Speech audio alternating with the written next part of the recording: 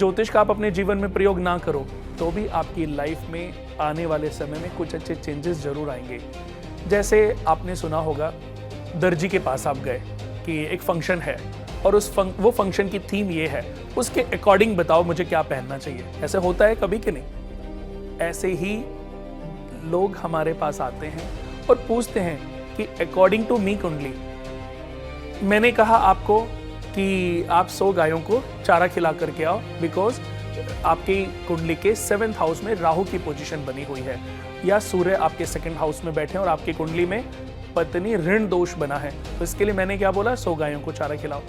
अब आप 100 गायों को चारा खिलाने गए, या किसी एस्ट्रोलॉजर ने आपको बोल दिया कि रोज 3 डॉग्स को खाना खिलाओ, या आपको बोल दिया कि आपके ऊपर अभी शनि की महादशा चल रही है, 3 गरीबों को। नमस्कार, बहुत स्वागत है आपका रिपब्लिक भारत के इस खास पॉडकास्ट में। आपके साथ मैं हूं शुभम सिंह। इन दोनों एक ऐसा विषय है जिसकी हर तरफ चर्चा है। कोई इसे विज्ञान मानता है, कोई इसे आस्था का केंद्र बताता है, तो कोई इसे महज एक संयोग बताता है। वो विषय है ज्योतिष यानी एस्ट्रोलॉजी। आज हम विस्तार से समझेंगे। हमारे साथ खास मेहमान हमारे पॉडकास्ट में शामिल हो रहे हैं, life designer astrologer Kunal Kumar ji. Sir, स्वागत है आपका। नमस्कार। कैसे समझे सर लाइफ डिजाइनिंग को, एस्ट्रोलॉजी को, ज्योतिष को? कैसे आप इसका संबंध स्थापित कर पाते हैं? कैसे समझते हैं इस चीज़ों को, और लोग कैसे आसानी से समझें कि ज्योतिष के प्रति लोग इतना आकर्षित क्यों हो रहे हैं? देखिए, सबसे पहले तो ये है कि लोगों को ये समझना बहुत ज़रूरी है कि ज्योतिष क्या है और ये कैसे काम करता है। अगर हमने समझ लिया कि ज्योतिष क्या है और ये कैसे काम करता है, तो जो आज का यूथ है, जो यूथ या जो जेंजी है, जो इससे डरा हुआ है, जो इससे दूर होना चाहता है, क्योंकि अगर मैं बात करूं जेंजी की या जो आज का यूथ है, उनके ऊपर ज्योतिष को थोपा गया है उनके माता पिता द्वारा, उनके बड़े बुजुर्गों द्वारा, कि नहीं ये पहनना ही पड़ेगा, ये तुम्हें उपाय करना पड़ेगा। ये हमारे मदर फादर, क्योंकि मैं खुद भी अपनी एज में जब छोटा था, तो मम्मी कि ये गाय को खिला करके आओ, चलो ये अच्छी बात है, पर ये उपाय करके आओ कि पंडित जी ने बताया कि इसको करने से पास हो जाओगे। तो आज का यूथ जो है उस पर विश्वास करने से डरता है, क्योंकि वो जानता है कि ये सब भ्रम है, क्योंकि इस तरीके से उनको समझाया गया। तो आज सबसे पहले तो हम एस्ट्रोलॉजी के बारे में ये मैं समझाना चाहता हूँ कि एस्ट्रोलॉजी यानी कि ज्योतिष क्या है। ज्योतिष केवल एक माध्यम है दोस्तों, जो आपको आने वाले समय की जानकारी मात्र देता है, पर भाग्य कर्म के बिना किसी का नहीं बदलता। जब आप कर्म करते हैं तो भाग्य बदलने के, अपग्रेड होने के चांसेस बहुत ज़्यादा बढ़ जाते हैं।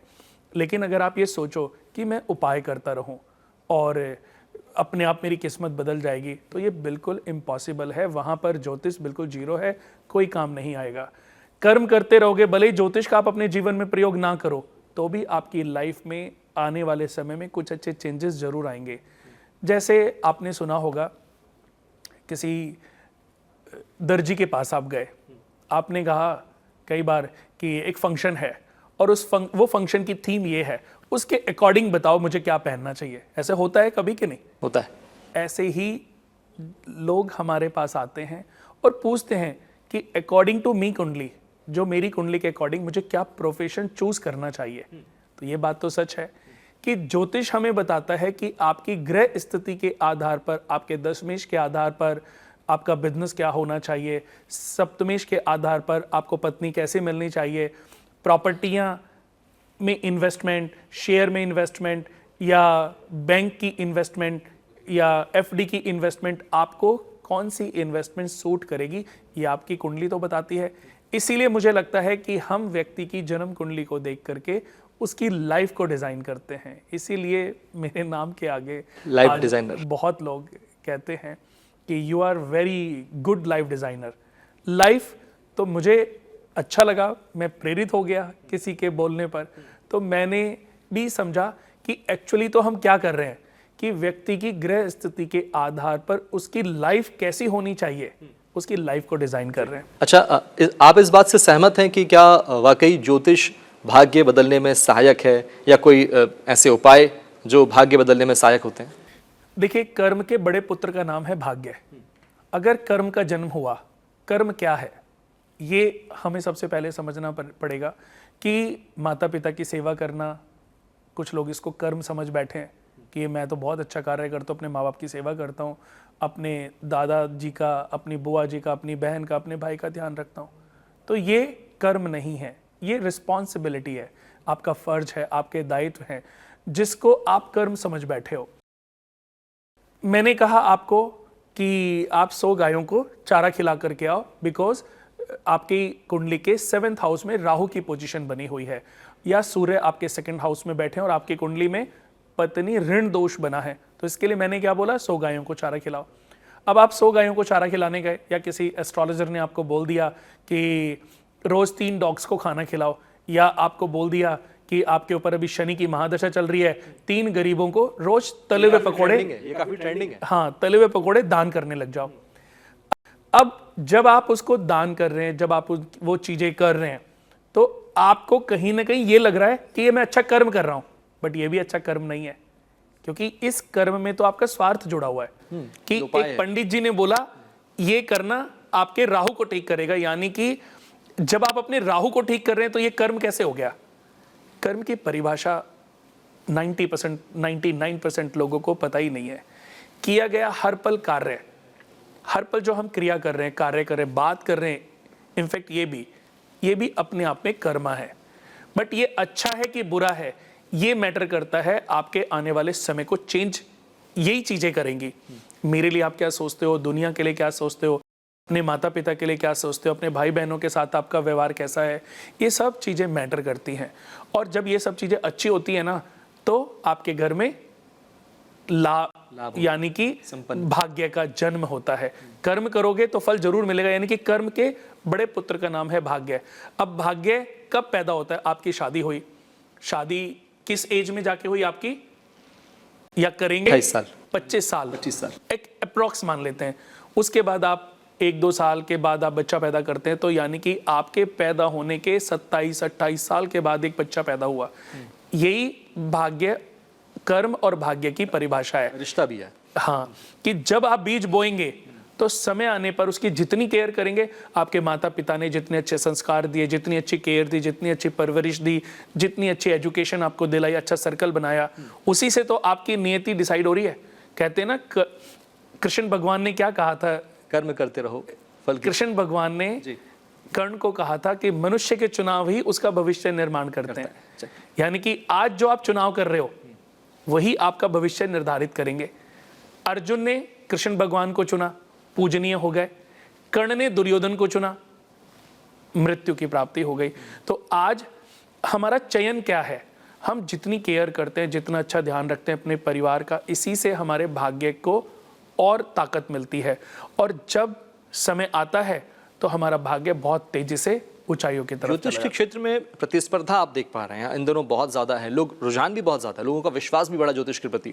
पहले बहुत कम लोग थे जो ज्योतिष को या उसकी ओर रुझान करते थे, लेकिन इन दोनों देखते हैं कि हर कोई कहीं ना कुछ भी करता। अभी मैंने देखा आपके पास एक फ़ोन आया, उन्होंने आपसे पूछा कि सर क्या उपाय कीजिए, छोटे से काम के लिए उन्होंने आपसे फ़ोन करके पूछा। तो ये रुझान क्यों बढ़ रहा है, ऐसा क्यों हो रहा है? ये रुझान इसलिए बढ़ रहा है क्योंकि पहले ना नॉलेज नहीं थी, पहले कम लोगों को ये नॉलेज थी, कम लोग इसके बारे में जानते थे। अभी आप देखो, फेसबुक देखो, इंस्टाग्राम देखो, यूट्यूब देखो, अब वीडियोस, रील्स भरी पड़ी हैं। तो हर आदमी के मन में ये विचार आता है कि क्या पता मैं इन उपायों से अपने आने वाले समय को ठीक कर लूं। तो ये क्यूरियोसिटी बढ़ती है। और जब आप अपने फोन में इस तरह की रील देखते हो ना, तो उसी तरह की रील और ज्यादा आने लगती हैं। फिर आपके अंदर एक और रिक्वायरमेंट, एक और की क्यूरियोसिटी जागती है कि यार मेरी राशि क्या है, मैं भी अपनी राशि, आप किसी एस्ट्रोलॉजर को पूछोगे कि पंडित जी मेरी राशि क्या है, मेरा सन साइन क्या है, मेरा मून साइन क्या है, तो उन्होंने बता दिया कि आपका जो मून साइन है वो ये है। आप फिर उन राशि को पढ़ने लग जाते हो, फिर आप अपनी चीज़ें उनसे कैलकुलेट करते हो। जैसे मेरा एक यूट्यूब पे चैनल है एस्ट्रो विद कुणाल, उस पे मैं राशियों के बारे में बताता हूँ। आप देखो वो पिछले 6-7 महीने में, क्योंकि लोगों को जब वो चीज़ें अट्रैक्ट करने लगती हैं ना, तो उधर की तरफ लोगों का रुझान ज़्यादा बढ़ता है। लोग अपने बारे में जानना चाहते हैं, कुछ करना है कि नहीं करना वो बात की चीज़ है, बट क्यूरियोसिटी है। जब क्यूरियोसिटी जागती है तो व्यक्ति उसको देखता है, समझता है, और जब देखता है, समझता है, तो उसको फिर फॉलो भी करने लग जाता है। तो आज के समय पे इस ज्योतिष को पहले भी था, और उल्टा पहले बहुत अच्छी एस्ट्रोलॉजी होती थी। अच्छा कुणाल जी, आप स्वीकार करेंगे इसको कि ज्योतिष के क्षेत्र में कहीं ना कहीं एआई की तकनीक की एंट्री हो चुकी है? हाँ, 100%। कैसे देखते हैं इसे, इसकी क्या आवश्यकता पड़ी? देखिए, आपकी कितनी एज हो गई अभी? 28। 28। आपके दादाजी अभी हैं? नहीं। ओके, उनके भी दादा? नहीं। पर सुना है आपने कि कोई ना कोई तो होगा? हाँ। आपके फादर के फादर के फादर, यानी कि हम 10 बर्थ पहले चले जाते हैं। Generations, okay. उस समय क्या ये एलईडी होती थी? नहीं। उस समय क्या होता होगा? दीपक होते दीपक होंगे, होता था। या लालटेन होती होगी, पर उसका यूज होता था। लेकिन आज अगर अंधेरा है और हम लाइट ना जला के, कोई गेस्ट हमारे घर में है और हम लालटेन जलाएं या दीपक जलाएं, तो लोग हम पे नहीं हंसेंगे। समय के साथ अपने आप को अपग्रेड करना गलत नहीं है ना? बिल्कुल। तो ऐसे ही एस्ट्रोलॉजी है कि एस्ट्रोलॉजी पहले पंचांग से देखी निकाली जाती थी। टेवा, यानी कि आप देखेंगे पुरानी कुंडियां जो थी वो रोल के साथ बनती थी, या एक टेवा बनता था। बिल्कुल। लेकिन अब धीरे धीरे कंप्यूटराइज कुंडलियां बन गई। अब इतनी एडवांस कुंडलियां आ गई, सॉफ्टवेयर बन गए, कितने सारे ऐसे सॉफ्टवेयर हैं, ऐसे प्लेटफॉर्म हैं जो कुंडलियां बना रहे हैं, जो एस्ट्रोलॉजी की बातें कर रहे हैं जी। तो एआई भी उसका ही एक पार्ट है। आने वाले समय में एआई इतना कैप्चर कर लेगा एस्ट्रोलॉजी को कि जो एक साधारण, जो आज बेचारे 1-1 घंटे 2-2 घंटे बातें करके लोगों से और महीने के 10-20-50 हज़ार रुपये कमा रहे हैं, वो गायब हो जाएंगे। जैसे अभी कुछ ऐसे प्लेटफॉर्म हैं जहां 2-3-4 हज़ार एस्ट्रोलॉजर बैठे हुए हैं, लेकिन अब वो उनको 50% पैसे दे रहे थे जी। कि जितना कमाया एक एस्ट्रोलॉजर ने, वो 9 रुपये मिनट या 3 रुपये मिनट या 25 रुपये मिनट या 50 रुपये मिनट, वो जितनी देर ज़्यादा बात करते हैं उतना बिजनेस उनको, वो 9 रुपये की कॉल होती हैं, तो 50% बिजनेस जो चला जाता है वो मालिक को और 50% वो एस्ट्रोलॉजर को मिलता है। लेकिन वो अब उसको लगता है कि मैं 50% भी क्यों दूं, वो बातें तो उसको कुछ नॉलेज तो है ही नहीं। क्योंकि जब उन्होंने उनका इंटरव्यू लिया, ऐसे बहुत सारे हमारे यहाँ पे पूजा पाठ करने वाले पंडित आते हैं, उन्होंने भी अपने आप को लॉगिन कर रखा है, उनको कुंडली की नॉलेज नहीं है, तो वो बताते हैं कि हमें बात करने के पैसे मिलते हैं, उनको उलझा के रखने के पैसे मिलते हैं। तो हमारे यहाँ तो पूजा पाठ करने के लिए आते हैं। वो देखा जाए तो उन्होंने आचार्य जो किया वो पूजा पाठ में किया। एस्ट्रोलॉजी अपने आप में एक विषय है, अपने आप में एक अलग पढ़ाई है। उसमें आचार्य, पीएचडी और आज भारतीय विद्या भवन गवर्नमेंट कॉलेज है। क्या इसे कह सकते हैं कि क्या विज्ञान है? हाँ, 100%। देखो, मैं इसको दोहरा ही नहीं है कि इस ज्योतिष एक विज्ञान है, पर बात जैसे कि अभी एआई की चल रही थी कि अभी एआई के पास अपना कोई फॉर्मूला नहीं है। एआई ने शास्त्रों का अध्ययन नहीं किया। एआई ने क्या किया, गूगल की सारी नॉलेज को अपने अंदर समेट लिया।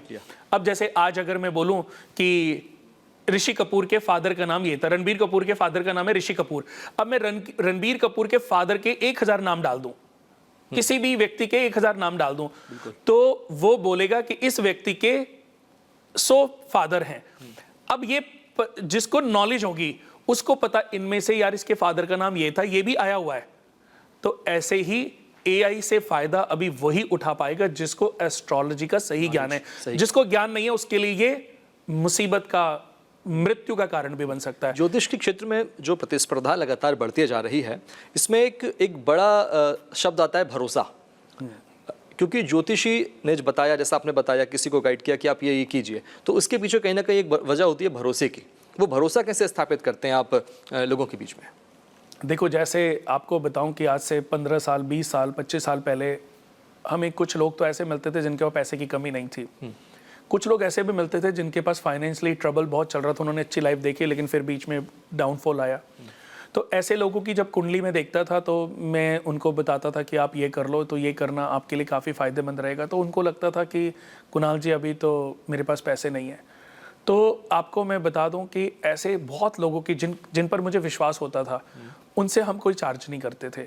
उनके लिए कोई स्टोन पहनाना है, कोई पूजा करनी है, हम अपनी तरफ से कराते थे और उनको बोलते थे कि अगर 3 to 6 मंथ में आपको लगे कि आपकी लाइफ चेंज हो गई तो आप फिर हमें पैसे देके जाना।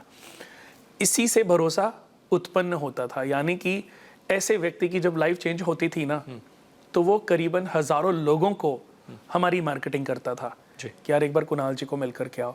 तो आप देखो ये बातें करीबन 2004-5 की, और 6, 7, 8, 9, 10, 11, 12 तक ऐसे ही हमने लोगों का भरोसा जीता है। आज भी ऐसे बहुत सारे लोग हैं जो बहुत पैसे के मामले में या बहुत अच्छी स्थिति में हैं, लेकिन उनको एस्ट्रोलॉजी पर भरोसा नहीं है और मुझे बाय डिफ़ॉल्ट मिले हैं, प्लेन में मिल गए, किसी ने इंट्रोड्यूस करा दिया, मैं किसी के घर डिनर पे गया, उनके घर कोई आया हुआ था, तो I don't believe astrology, but उन्होंने कहा चलो एक बार दिखाओ तो सही, कुंडली देखी। अब मुझे लगा यार ये आदमी जो अभी जिसकी वर्थ 10 करोड़ रुपए है, बट एक्चुअल तो इसकी वर्थ कम से कम आज के इस समय पर 1 लाख करोड़ रुपए होनी चाहिए थी। अब मैं उसको बोलता हूँ कि आपकी कुंडली के अकॉर्डिंग आपकी वर्थ होनी चाहिए थी कम से कम 50,000 से 1 लाख करोड़, और आप अभी अपने 100 करोड़ के अंदर ही स्ट्रगल कर रहे हैं। तो बोलते कि हाँ लेकिन इससे ज़्यादा तो मैंने कहा कुंडली के अकॉर्डिंग तो पोटेंशियल है।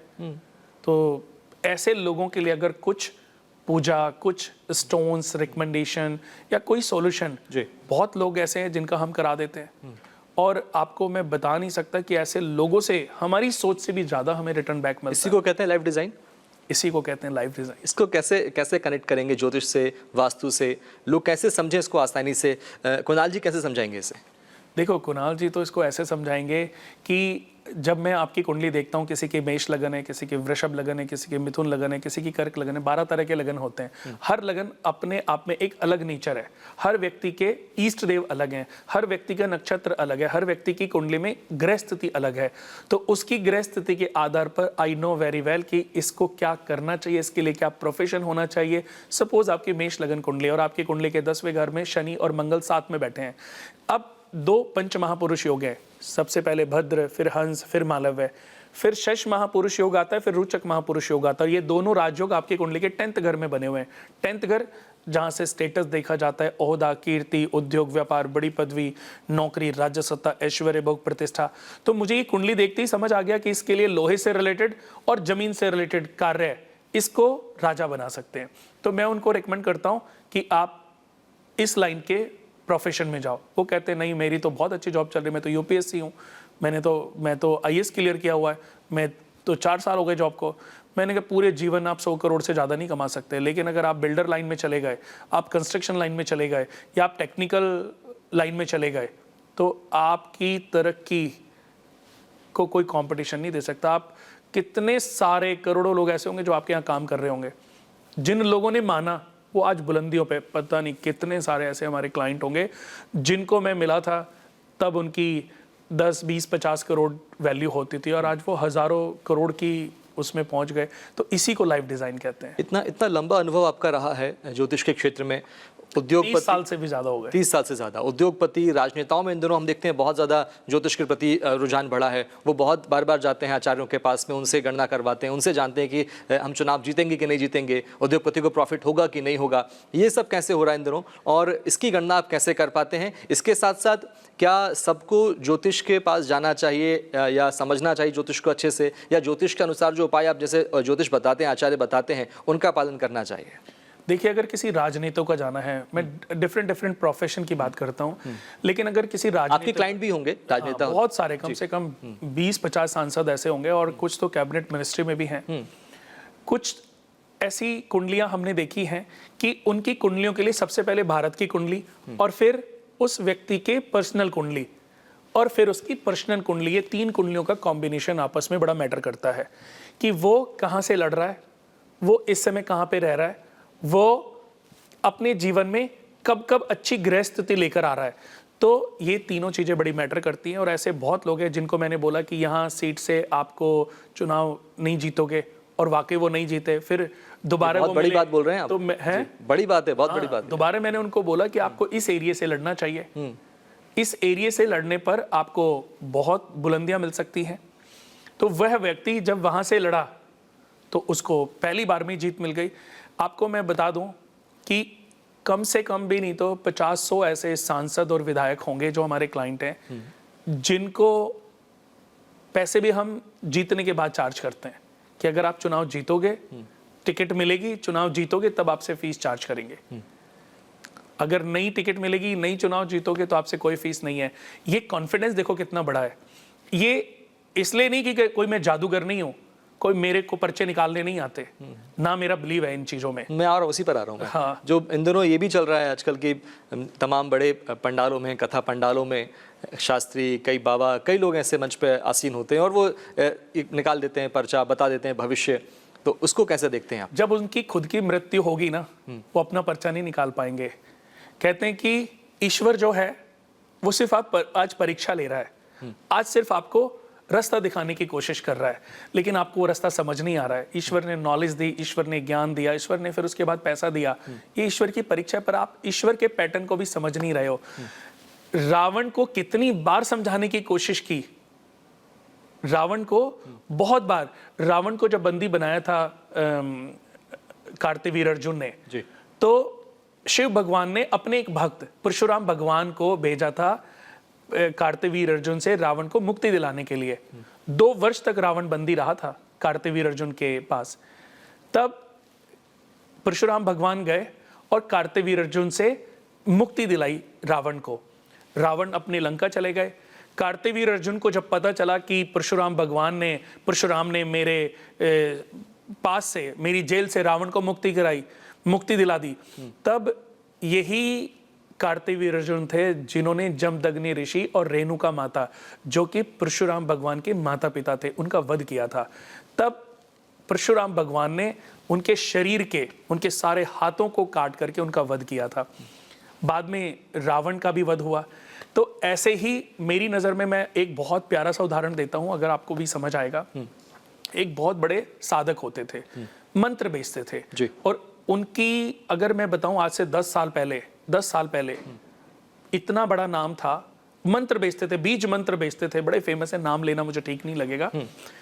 उनको इतना दान, इतना चंदा आता था। जैसे आज के समय पे इंसान ये देखता ही नहीं है कि उसको दान कहाँ करना है। एक कथा चल रही है, उसके नीचे चल रहा है कि मैं 100 ब्लाइंड लोगों की सर्जरी करा रहा हूँ, और इसके लिए एक सर्जरी के लिए आप 5,000 और 10 सर्जरी के लिए आप 50,000 दान कर सकते हो जी।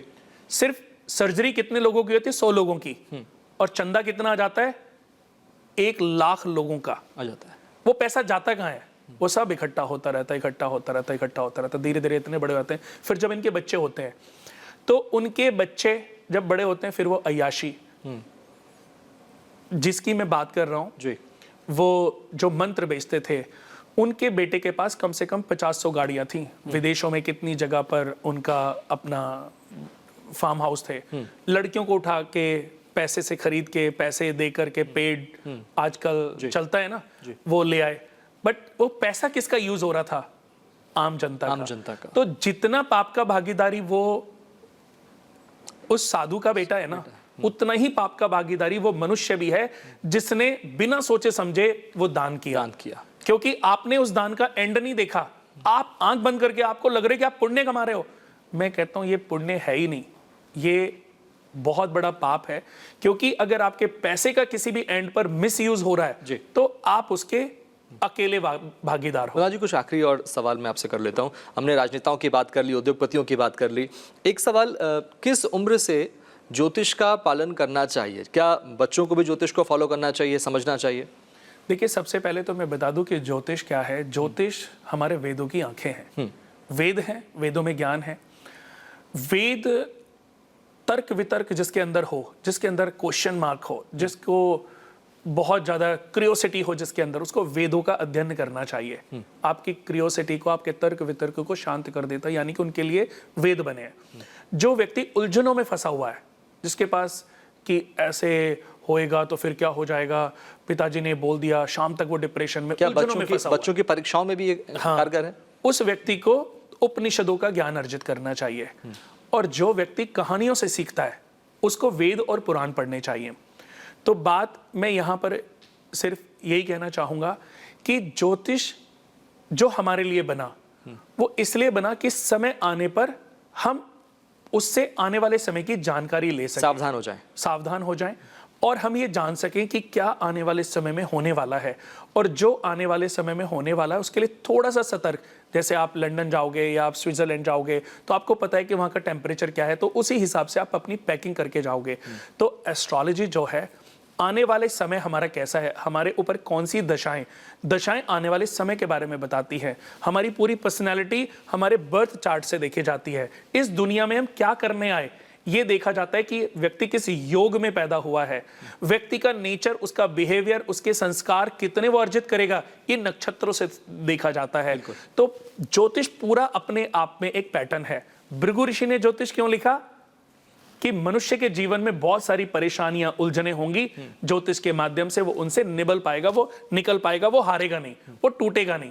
और अगर देखा जाए तो हमारे बहुत सारे ऋषियों ने बहुत सारे शोध किए और बहुत अच्छे अच्छे रूप में आज भी हमारे बहुत सारे जो अच्छे एस्ट्रोलॉजर हैं, बहुत सारे अच्छे जो नॉलेजेबल लोग हैं, उन्होंने अपनी बुक्स के रूप में, यहाँ तक कि मैंने भी सबसे पहले जो अपनी किताब लिखी वो लिखी कर्म बड़ा या भाग्य। पहले तो यही मैं समझा पाऊँ कि सबसे पहले तो लोगों को ये समझना चाहिए, लोग कहते नहीं जिसके भाग्य में लिखा उसको तो सब मिल जाता है। जिसने कर्म किया है उसको एक दिन भाग्य से जरूर मिलता है। मैं सिर्फ आपको ये कहना चाहता हूं कि जब आप ज्योतिष का प्रयोग करते हैं अपने जीवन में तो मेरी 4 बातें आप नोट कर लीजिए। जिसने भी मेरी इन 4 बातों को नोट कर लिया उसको जीवन में किए गए उपायों का 100% बेनिफिट मिलेगा। वरना आप जितने मर्जी पूजा पाठ कर लीजिए, जितने मर्जी यज्ञ कर लीजिए, जितने मर्जी अनुष्ठान, जितने मर्जी आप ज्ञान अर्जित कर लिए, आपके जीवन में चेंजेस नहीं आएंगे।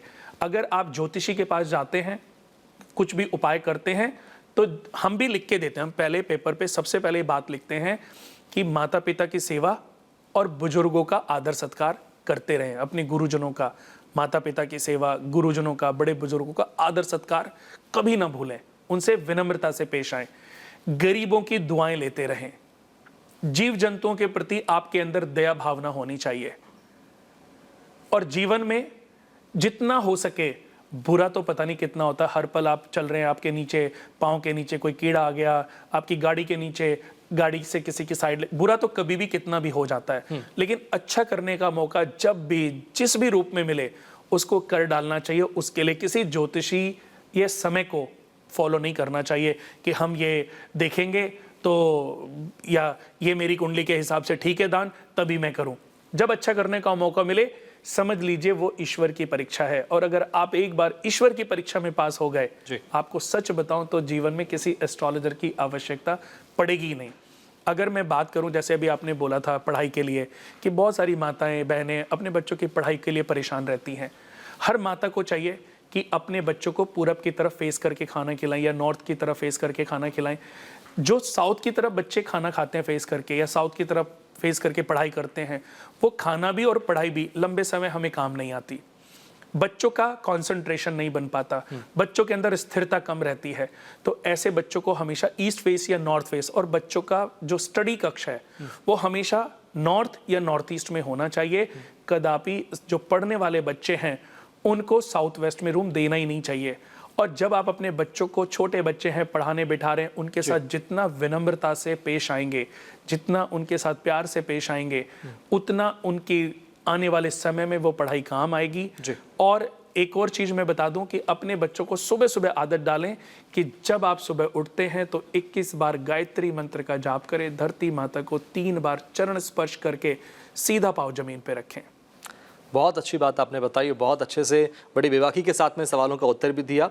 उम्मीद करते हैं कि आपके इन सवालों का दर्शकों के जीवन में अच्छा असर पड़ेगा, सकारात्मक असर पड़ेगा, और भी आपसे बहुत कुछ सीखने का मौका हमें मिलता रहेगा। तो ये थे मशहूर ज्योतिषाचार्य कुणाल कुमार जी, जिनसे हमने समझा कि आखिर ज्योतिष क्या है, लाइफ डिजाइनिंग क्या है। उन्होंने बड़ा अच्छे से समझाया कि आखिर हम कैसे क्या कुछ उपाय कर सकते हैं, कैसे अपने जीवन को और अच्छा बना सकते हैं, और कर्म का रिश्ता भाग्य से कैसा है वो भी मैं बता दूं कि हमारी एक कुंडली भी आती है। जी। उस कुंडली का नाम है कर्म कुंडली जी। ये समझ लीजिए कि पिछले 30 साल हो गए मुझे एस्ट्रोलॉजी लाइन में, और मैंने ये समझा है कि कर्म के बिना कुछ भी काम नहीं कर सकते, कर्म के बिना सब जीरो है। जी बिल्कुल। तो उस कुंडली को बनाने के पीछे भी मेरा यही उद्देश्य था कि व्यक्ति अपनी कर्म स्थिति को कभी ना भूले, कि व्यक्ति का जो आचरण है, जो कर्म है, उसको ना भूले। तो मैं उस कुंडली के माध्यम से सबसे पहले हम जो बताते हैं कि आपकी जन्म कुंडली में कुछ डेट्स हैं, आप पिछले जन्म में क्या थे, इस जन्म में आपको कौन सा घर मिला, माता पिता कौन है, भाई बहन कौन है, आपको कर्जा मिला पिता से, या पिता की अथाह संपत्ति आपको मिली, ये सब आपके अपने कर्म डिसाइड करते हैं। कहते हैं ना, बीज बबूल का बोए तो आम कहाँ से खाए। आम खाने के लिए तो आम का ही पौधा लगाना पड़ेगा, उसके अलावा कोई और ऑप्शन नहीं है।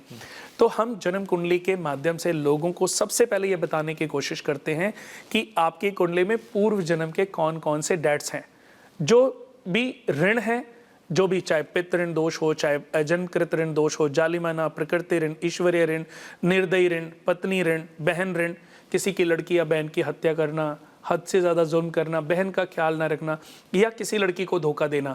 आज एक पत्नी अपने पति को मार रही है बॉयफ्रेंड के चक्कर में, आज कोई लड़की अपने साथ जिससे शादी होने वाली है उसको धक्का दे रही है। तो ये सब आपको सजा तो मनुष्य से मिल रही है, इस जन्म में मिल रही है, बट आपका प्रायश्चित पूरा नहीं हुआ। इसके लिए आपको पता नहीं कितनी बार जन्म लेना पड़ेगा, और सेम स्थिति आपके साथ घटित होगी, तब जाकर के आपके शरीर, आपके जो आत्मा है वो इस पाप से मुक्त हो पाएगी। तो हम कर्म कुंडली में सबसे पहले इन्हीं ऋणों के बारे में बताते हैं, और हर इंसान को अपनी कर्म कुंडली बनानी चाहिए, ये समझना चाहिए कि उसका ये जन्म क्यों हुआ, उसकी कुंडली में पूर्व जन्म के कौन कौन से पाप दोष लगे हैं। अगर आपने अपने ऋणों से अपने आप को मुक्ति दिला दी, तो जीवन में तरक्की का जो ट्रैक है, जो स्पीड है, वो समझ लीजिए 10 गुना ज्यादा हो जाएगी। बिल्कुल। उसमें नक्षत्रों का ज्ञान है, उसमें रत्नों का ज्ञान है, उसमें मांगलिक ज्ञान है, उसमें दशाओं का ज्ञान है, उसमें संपूर्ण वो ज्ञान जो प्रीमियम है जी, वो सब कुछ हमने, हमारी संस्था ने डाला। हमारे यहाँ करीबन 200-300 एस्ट्रोलॉजर काम करते हैं जी। हमारी रिसर्च सेंटर है कुणाल वास्तु केंद्र ज्योतिष एंड रिसर्च सेंटर, जहां हमेशा रिसर्च इसी बात के लिए होती है कि कलयुग में, आने वाले समय में, ज्योतिष के माध्यम से हम लोगों को कैसे ज्ञान पहुंचाएं कि लोग ज्योतिष के माध्यम से लाभ उठा सकें। बिल्कुल, बहुत अच्छी और बहुत बड़ी बात कही आपने कि कर्म से ही भाग्य तय होते हैं। कुणाल जी, तो ये थे कुणाल जी हमारे साथ में, उन्होंने विस्तार से बताया, समझाया कि कैसे हम ज्योतिष को समझ सकते हैं, कैसे अच्छे कर्म करके हम अपने भाग्य को भी अच्छा बना सकते हैं। फिलहाल बहुत शुक्रिया कुणाल जी आने के लिए, बातचीत करने के लिए। अगली बार किसी और बड़ी शख्सियत के साथ होंगे शामिल और करेंगे ज्योतिष पर चर्चा। अभी के लिए इतना ही, नमस्कार।